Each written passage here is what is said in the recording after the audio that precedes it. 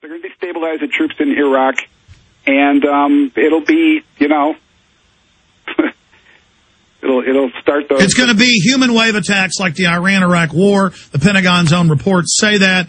We've had top CIA analysts retired on agreeing with that, which is what the globalists want. They want to get us, that's what Rand Corporation says, into a war like World War II where we're actually in danger of losing. So we'll then psychologically join with the government. They've set up the national draft boards again, and they're going to have the troops. I think this could be the start of Armageddon.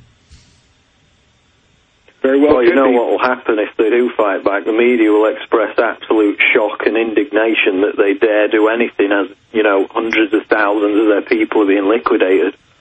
Well, that's just like G20. I mean, we've got them coming up and hitting women in the head. A woman's riding her bike at the university. They say no one's allowed on the street.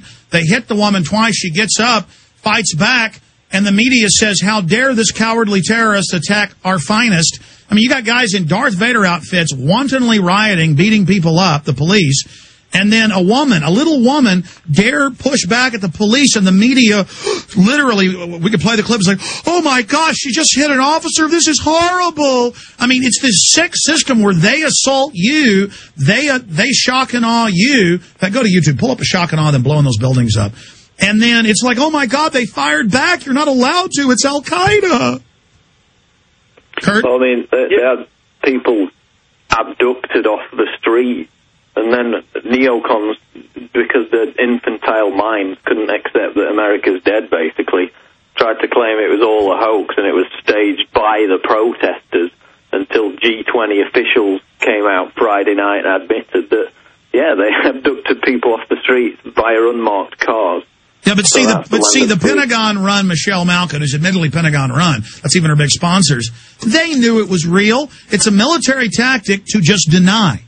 As they go, I'm not punching you, boom, I'm not punching you, and it's meant to just get you off balance for a minute. They knew those were real police cars. They knew those were troops arresting people. I've only seen one CNN report where they admitted sound cannons. Go ahead, Kurt. I was going to say, in regard to the attack, the possible attack on Iran, I think the Pentagon's got a whole plan, not just to take out the nuclear facilities, but take down the whole civilian and military infrastructure in that country like they did in Iraq. They realize that they cannot just take out a couple nuclear facilities and then sit back and see what happens. They're going to take down the whole country and bring it back to the Stone Age. They're going to have to. Well, that's like Serbia. Anybody who becomes first world and isn't controlled by the central banks will be bombed. Yeah, bomb them, have internal revolutions, and if they can just knock them out and have them be all screwed up, that's good. They don't like big glistening buildings and sharp-dressed people and people making money and being happy. Well, the difference is when Bush attacked Iraq, the country had suffered under more than a decade of sanctions that killed 1 million Iraqis and 500,000 children. So they were decimated when they attacked them. Iran's not like that. They're ready to go. Well, Iran has said they're going to fire 11,000 sunburn missiles at all the ships. Right. And those things have got a several hundred-mile range. They've got a bunch of missiles to hit Israel. Israel's going to nuke them. Israel has said, we're going to bomb you, and if you fight back, we're going to nuke you. And so I guess the world's going to see Israel nuking their major cities, and it'll be, good, nuke them. Israel bombs you. You're not allowed to fight back. I mean, it's so sick. It's like the riot police splitting heads, and then no one's allowed to stand up to them. It's a microcosm of that. I think during this, though, Israel will have a bench-warming role. They won't be involved in the attack. It'll be the United States if it happens at all. I don't know. Israel went into Iraq. The thing about Iran, Alex, and their nuclear facilities is all their nuclear facilities are littered with surveillance cameras that are directly wired to the UN. Even if they attempted to create bombs, which is nuclear weapons, which is completely impossible, as Kurt said earlier, because they've only got 5% enrichment, everything they do is fed directly back into the UN. Well, why is Pakistan allowed to have nukes given to them by the West? Iran doesn't. These systems admittedly get nowhere near the 95% enrichment. I mean, it's so hypocritical and ridiculous. Well, it's because, like Netanyahu said, Iran, like them or not, and we're by no means fans of Ahmadinejad or anything like that, stand in opposition to the New World Order. They're not in the club. That's what he said a few days ago at the UN. They're trying to overthrow the world order. That's a direct quote. They're not trying to overthrow anything. They're just trying to be a prosperous and peaceful and progressive nation. And that's not acceptable in the eyes of the U.S. and Israeli military-industrial complex.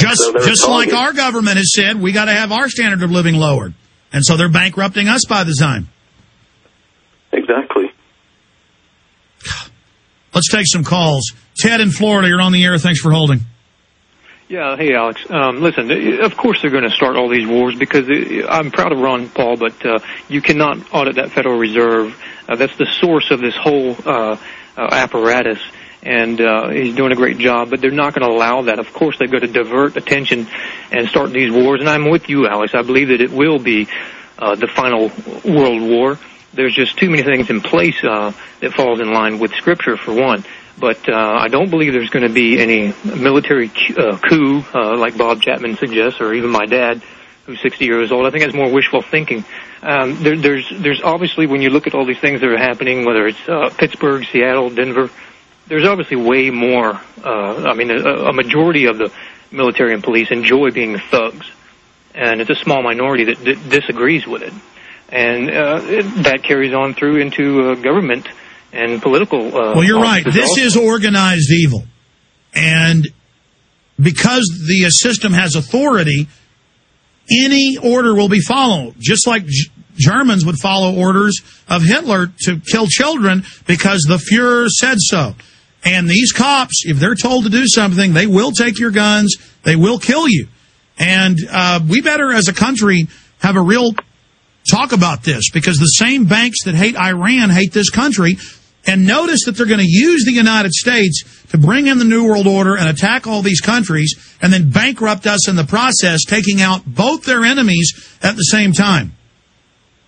Well, there's something that people need to realize, and that's the power they have in numbers. And bringing up that again, the Pittsburgh and Seattle and Denver things that go on, the people, I'm sorry, I'm not there physically, and I have a family here in Florida where I'm taking care of.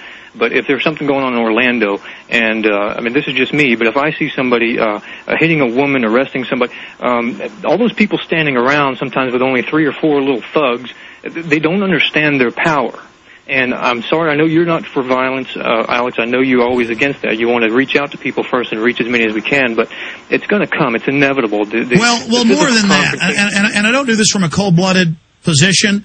The more images of them burning down churches, beating women, attacking old ladies with police dogs, this is waking everybody up. The emails are flowing in, the calls. People are saying, why don't we stand up? And the police are getting emboldened by the sheep that they're tearing the guts out of. I don't think they realize that the sleeping giant is rising, and they're taking the people's restraint as a sign of weakness. It's not.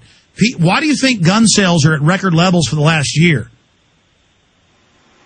Well, I agree, and I hope that that's the case. I am a Christian myself, and I'm not one of these rapture freaks.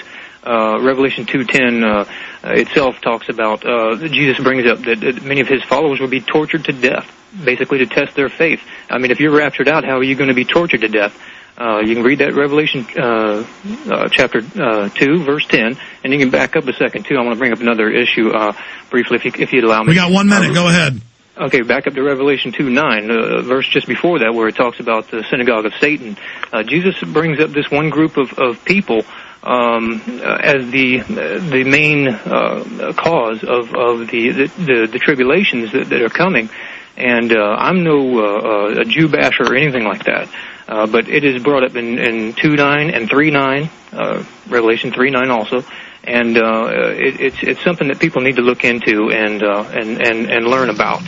You got to identify the enemy, and if we don't address that issue, things will never be able to be defeated. I've got 2 other real quick things. I know you Ted, we're out of time. We got to go to break. We're going to get to other callers.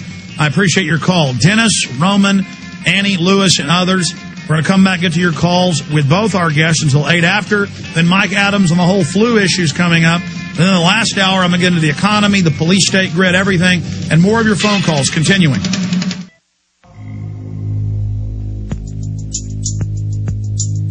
Monday through Friday from 11 a.m. to 3 p.m. Central, That's 12 noon to 4 p.m. Eastern. We're here live. Coming up at the 5 after, we've got Mike Adams joining us, talk about all the different issues and developments with the flu from Natural News. Mike Adams, a health ranger. In this segment and the next, we're going to continue with Paul Watson and Kurt Nimmo with your phone calls. Dennis in Illinois, thanks for holding. You're on the air.